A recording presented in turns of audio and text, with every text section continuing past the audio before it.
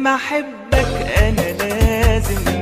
في نهاية السبعينات مصر كلها كانت بتتغير، الكاسيت بقى صوت الشارع وشركات الإنتاج بتتصارع على مين يسبق ويقدم الصوت اللي يسيطر على السوق. وفي الوقت نفسه رحيل عمالقة الفن ساب فراغ كبير والجمهور بقى عطشان لصوت جديد يملى المكان. وفي قلب الموجة دي ظهر شاب بسيط جدا ملامحه عادية، لكن صدفة صغيرة غيرت كل حياته وفتحت ليه باب يخليه واحد من أهم الأصوات اللي شكلت وجدان جيل كامل. صوت قدر يمسك روح الشارع ويحولها لموسيقى تعيش سنين. في الفيديو ده هنعرف قصة علاء عبد الخالق وازاي بعد ما كان في القمة رجع تاني لنقطة الصفر.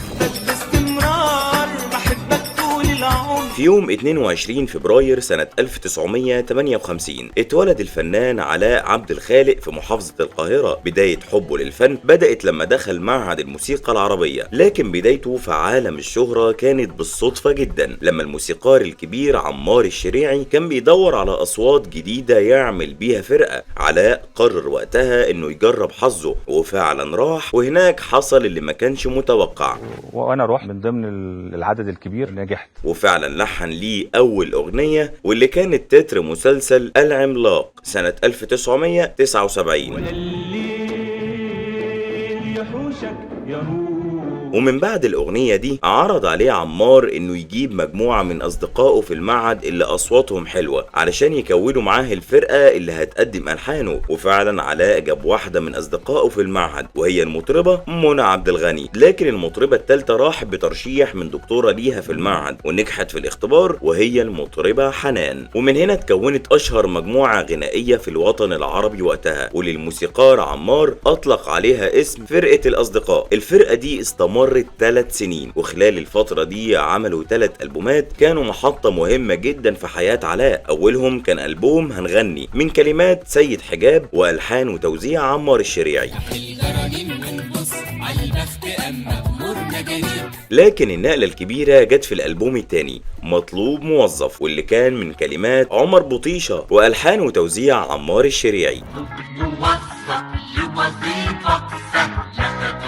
الألبوم ده كان مميز جدا لأنه احتوى على واحدة من أجمل الأغاني اللي نزلت في الوقت ده واللي خلت فرقة الأصدقاء تطلع للنور، وهي أغنية الحدود. نفايتين على الحدود مستمرين في الصعود. وآخر ألبوم اتعمل كان ألبوم قول يا باسط بكلمات سيد رجب. يا باسط يا باسط قول يا باسط. ورغم النجاح الكبير اللي وصلت ليه الفرقة، لكن بعد 3 سنين اتهموها ان وراها توجهات سياسية، وبالتالي صدر قرار بوقفها. ساعتها المجموعة انفصلت عن بعض، في اللي اعتزل وفي اللي قرر يكمل، ومن اللي كملوا كان علاء. لكن في الفترة دي علاء كان متخيل ان العروض هتجيله من كل مكان وبكده هيبدأ مشوار فردي قوي، لكن اللي حصل ما كانش كده خالص. يا خبر ابيض هتوه، محدش خطفني ولا حاجة.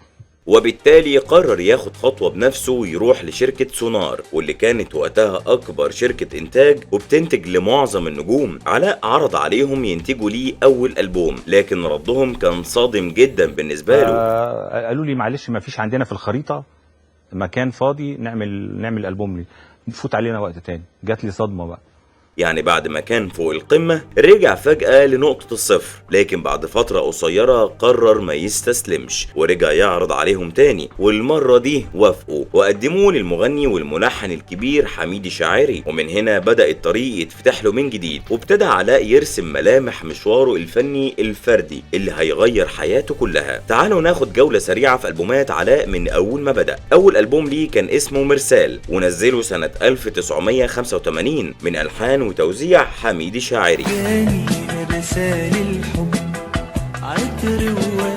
الألبوم ده كان فيه 8 أغاني، وأشهرهم كانت أغنية الحب لي صاحب. لكن المميز في الألبوم إن حميد الشاعري شارك معاه في الغنى بأغنية بحبك كون. ومن بعدها العلاقة بينهم اتطورت من مجرد شغل لصحوبية قوية جدا، لدرجة ان حميد بقى يوزع عليه تقريبا كل ألبوماته بعد كده. وسنة 1987 نزل تاني ألبوم لعلاء بعنوان وياكي، وكان برضو من توزيع حميد الشاعري.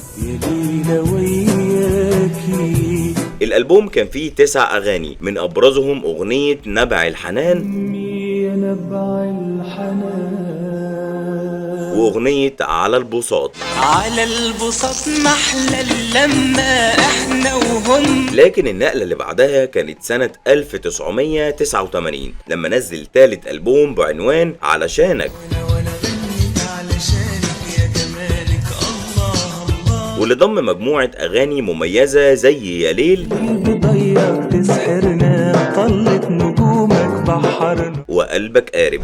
قلبك قارب واخد قلبي. وبعدها بسنة نزل ألبوم راجع لك، عليك مدوب في قلبي الحنين. وده كان آخر ألبوم ليه مع شركة الإنتاج سونار. الألبوم كان ضم مجموعة أغاني أشهرهم أغنية راجعلك وأغنية وانت تعيشي وتفضلي. لكن بعدها وبعد فترة قصيرة جدا مضى علاء مع شركة الشرق، واللي أنتجت ليه ألبوم واحد بس وهو ألبوم هتعرفيني.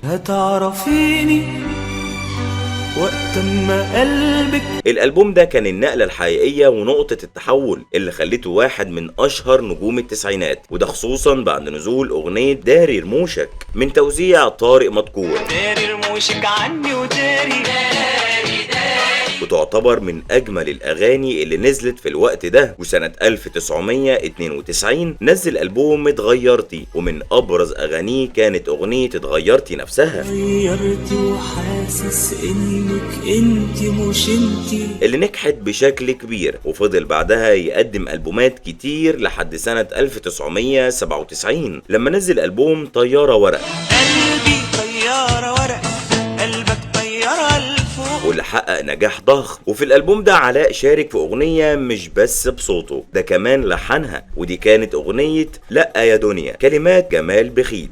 لا يا دنيا. ورغم النجاحات الكبيرة اللي حققها، إلا إنه بسبب ظهور نوع جديد من الأغاني وظهور نجوم جدد في الساحة خلى جمهوره يقل شوية، ولقى نفسه بيبعد عن الفن زي أغلب نجوم جيله. لكن الموضوع اتطور لانقطاع تام عن الغنى لفترة طويلة استمرت حوالي 6 سنين. بس بعد الفترة دي رجع تاني بألبوم نزل بشكل حصري على السوشيال ميديا بعنوان حب مش عادي سنة 2009.